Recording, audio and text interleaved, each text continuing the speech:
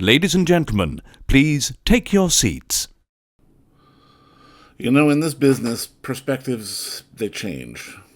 And, well, if you're within the sound of my voice, that must mean that you're in the seats with once more. As always, my name is Dave Voigt, and I'm the host of this podcast, where we sit down with a wide-ranging variety of entertainment industry professionals. We pick their brain about current projects, the state of the industry, how they all got started, and so very much more in a light and conversational fashion in this audio-only experience. And if you like what you're hearing, please keep listening and subscribe.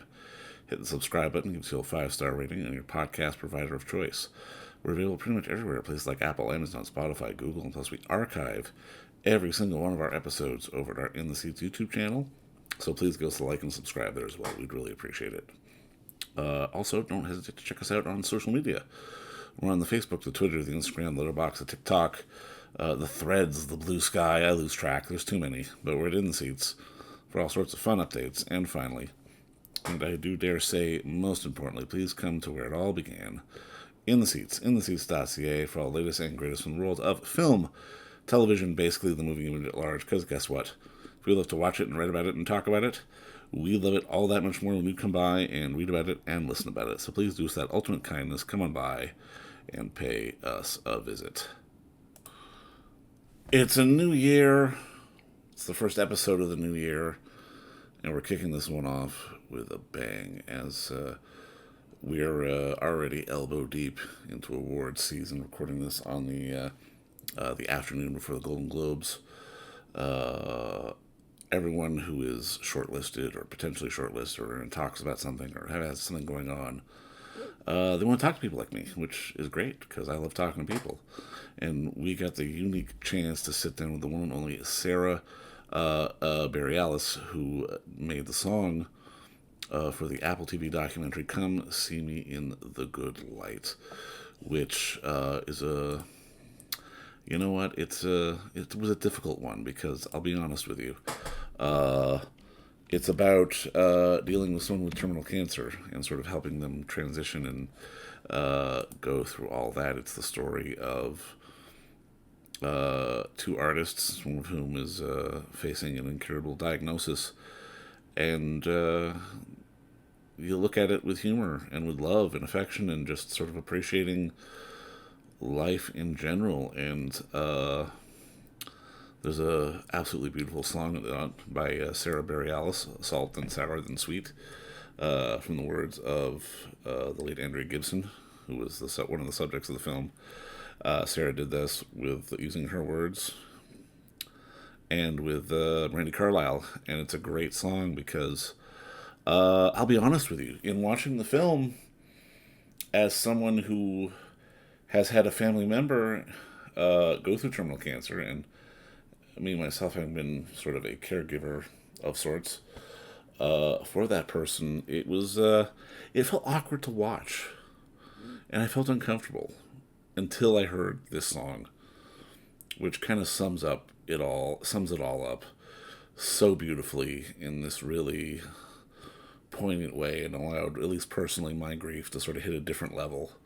And it was again, I watched the movie again with under fresh eyes, and again, it's really it's a sad story, but it's an uplifting story because again, it's not one of those things where we're gonna mourn death, we're gonna celebrate life, and it really, at the end of the day, that's what this movie is about.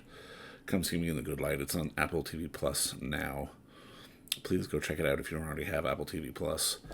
And check out our conversation with the songwriter behind the song. Because, well, it's a good one. One of our better ones, and it's a great way to start the year. But keep listening, keep subscribing, do all that fun stuff, and enjoy our talk with Sara Bareilles about her song from Come See Me in the Good Light. That's it. I'm rambling. We'll talk soon. Sara, nice to meet you. Hi. Do you go by David or Dave? 6 of one, half dozen of the other. I'm good either Love way. it. I love an option. Great. All right, well, obviously, just to kick it off, I mean, Sarah, just congratulations on the song and the work in the movie. And I mean, thank you so much for the time today. I really appreciate this. Thank you. I'm so happy to chat with you. Yeah. Now, I mean, I got to admit, like, full disclosure, I have lived and had the experience of being a caregiver to someone with cancer. And when I watched the film the first time, I admittedly felt a little uncomfortable. Mm-hmm. And then the credits hit, and then your song hit, and then I had this sort of explosion of sort of cathartic emotion just as I was listening to your song, and I was like, "Of course, you putz. That's why this is beautiful," you know. And I've watched it a couple of times Oh. since, and it's giving me so much more perspective on the whole experience, and I'm kind of curious on something like this. Like, when do you get involved? Because obviously, there's such emotion in the song. This isn't necessarily something you can say, "Oh, you know, this didn't make the cut on my third album, but we'll put it in here," kind of thing. Yeah, of course. No, this was just this whole experience has been like following the breadcrumbs. It's felt very cosmically ordained in some way. I was at Andrea's show. I was just a fan of Andrea's, and I was at that show that's featured in the film actually. Oh wow. And I ran into Glennon Doyle and Abby Wambach there, and I had done their podcast, so we knew each other a little bit. And we chatted, and I told them, sort of some of what had been going on with me, which is going through a pretty profound grief period in my life, and that's part of why I was so attached to Andrea's work at the time. Um, and then they invited me to come on board as an executive producer. So the film was, it was well into the process. This was sort of towards the end of production, where I think they were either already in post or even beyond that. And this was just about trying to fundraise to help finance the film getting seen and bought and, you know, distributed and all of the things. So yeah, I came on late, but this song was born out of Andrea had begun an original poem that didn't end up getting finished for the film. And so Brandy and I were given a couple of Word documents with these unfinished, turned into lyrics, but Right. unfinished poems. And the only directive from Andrea was that they wanted it to feel uplifting. They didn't want people to leave the movie feeling sad, and they wanted it to feel like a reflection of their love for Meg. So it was like, writing a love song for Meg through Andrea's words, and I added some lyrics here and there, but the majority of that song is Andrea's words repurposed into lyrics. Love it. I love it. I mean, obviously, does having known her, or at least knowing her work, like, did that help in the process, or did that add sort of an extra layer of pressure? Um, it's so funny. I did not experience it as pressure. It only made me want to, it's like wanting to impress your favorite teacher. Right. Like I am so thrilled that my life got to intersect with Andrea's in any way, shape, or form. I felt so lucky to be to know their work and to have gotten to know them a little bit as a person was just like I can't believe my incredible fortune.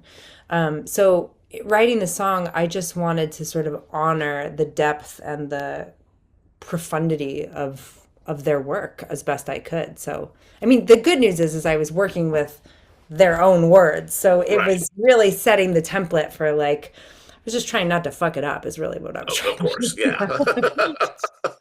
Now, I mean, something I'm curious to ask you, because I mean, obviously, I'm of the age where, musicians and artists, oh, we're too cool to do TV and Broadway. No, no, no, we're going to stay true to the music. But there was also a period where people started to sort of embrace doing TV, embrace Uh-huh. doing Broadway. And you've been one Yeah. of those people. And I'm Yeah. kind of curious, how has being someone who has now sort of gone multi-platform, as it were, with their music, how has that sort of changed you as a musician?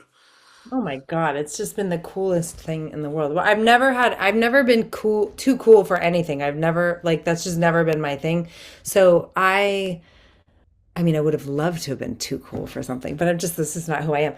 But I just have loved it. Every time I've said yes to taking a left turn into another medium, it has like completely blown open, my life in this incredible way. Either it brings new people or a new skill or just something. interesting comes out of it. So I've always been, my biggest fear is sort of like stagnancy. So I've Yeah. always been someone who really likes being in beginner's mind. I like doing something for the first time. I like trying new things. So, and everything about my life has improved because I said yes to writing waitress, for example. So my life is very clearly in two different categories. It is like before waitress and after waitress, and Yeah. everything about my life is better because I did that show. And then Girls Five Eva is another example of that. And the list goes on and on where I would take these left turns into a new medium. This film being another one of these kind of left turns.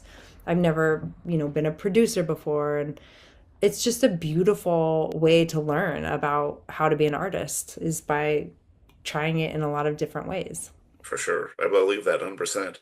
Now, I mean, I've always equated movies or sort of the moving image and music to like peanut butter and chocolate. One Hmm. kind of can't go without the other. Hmm. And I mean, I'm curious, like, was there a moment in your life, and even particularly on this movie, like, because I got to imagine you could either go into it cold or you would have had to seen the movie to sort of be able to write the song. Like, was there a moment where you kind of understood the connection between sort of the moving image and music? For this film specifically, you're saying? Both, really. Yeah. Like this film's silly, but just for you in general. Oh man. Well, I worked on this. I was a part of this TV series called Little Voice. It was very short-lived, one season on Apple. And we, we did the score to that film. We did the score to that show. I mean, I wrote original songs, but we were also scoring the show. And Right. that was really a crazy education. I mean, just a whole new appreciation for yeah, the marriage of image to sound. And I think of myself as a sort of visual artist in some ways where like I think I have a lot of opinions on how that goes. And then I just realize how very little I know about all of that.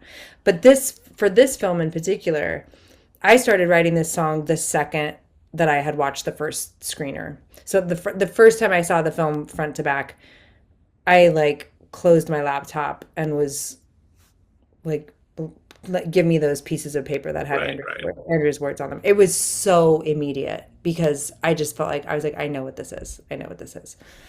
Well, and it's amazing because at least from, the modern perspective, when we think of scoring or when we think of writing a song, we envision the Beatles and Abbey Road, or we think of John Williams in the Pit. But the reality is you could do a whole thing right there in your office right now. How has that kind of I couldn't, but evolved your someone else job? could.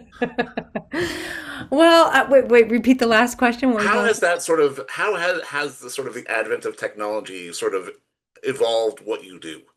Well, I'll say for myself, I'm so not technologically inclined. So I've actually been someone who's in some ways had a harder time with composition now that the technology keeps like outpacing itself. I have this setup behind me, uh, but I don't feel I feel I don't know. Like I'm not even quite I don't quite have a grasp on it. I have probably better gear than I even know how to use, and I don't even have like that nice of gear. I have a lot of respect for people who have the time and attention and the patience to sort of learn how to do it. I'm not sure I'm one of them. I like to sit with the piano, and I mean I have a lot of fun when I pull out my laptop and I open GarageBand and I'm like playing, but I'm a real casualty of the technological age. I couldn't, it was a wave I didn't know how to surf, and I've just now given up swimming. Well, that's fair. That's completely fair, and I love that about you too. So like keep embracing that. And I mean, I've got to ask though, because obviously right now, the song's been shortlisted. We're in the throes of award season. As an artist, like, can you like, do you get swept up in that, or is it just a question of okay, people are seeing the movie, the rest is gravy? I really feel that. I really feel that. I can't even tell you how much this was not on the map of expectations for this experience. I'm so proud to be a part of the team of this film, and whatever brings more people to Andrea's work, the better. I'm really, really, really honored to be in these like on this wild ride of this moment. Um, and I think I have a healthy perspective that like awards mean a lot, but they don't mean everything. And again, the most important thing is that people see this beautiful, beautiful film about love and life. When was the first time you saw a movie and you heard a song in the movie and you're like, okay, it hit on a different level for you? Because I mean, for me, I can think of something like Blade Runner with Vangelis and that kind of thing, and I understood music on a different level. Like, Uh-huh. was there a moment like that for you in your younger days? I mean, to be honest, I feel like for me, it was a lot of the Disney animated Oh, no, totally. films that were like the music was transporting me to a different, I was like going somewhere within myself that I couldn't even put words to. It was like, especially those really that golden era of Howard Ashman and Alan Menken and, Little Mermaid. And it was like, there was something about seeing those films and that music that was really, really transformative for me. No, I mean, I've always been curious to ask this. Like, what's harder, touring behind an album or doing sort of the 8 shows a week on Broadway? Oh man. I mean, I think the thing that's harder on your body for sure is 8 shows a week. Like that's the harder thing to do. Like theater professionals are doing the hardest job, I think, in entertainment. Maybe aside from crew members on, Yeah. people who are really handling heavy rigs and having to move cables and all that kind of shit. But I think in terms of performing, the 8 show a week schedule is absolutely grueling. Um, but I think it's harder for me to be away. Being on the road is a little bit harder for me. I would rather do 8 shows a week than be on the road. And I think that might be just, I spent so many years just sort of on the road for so many months at a time that yeah, I'm a homebody now. I love being home. Love it. And I mean, just to start putting a bow on this, I'm curious because it seems to me, just sort of in the modern pop culture landscape, artists who can do multiple things have more longevity. And Mm. people who are just a musician or just an actor, they may have some success, but it could peter out and then they'll go away. How important has it been for you, just looking back on it now, to not be afraid of being like, yeah, let's go try Broadway. Oh, you want me on a TV show? Uh-huh. Yeah, okay, let's do that. Yeah.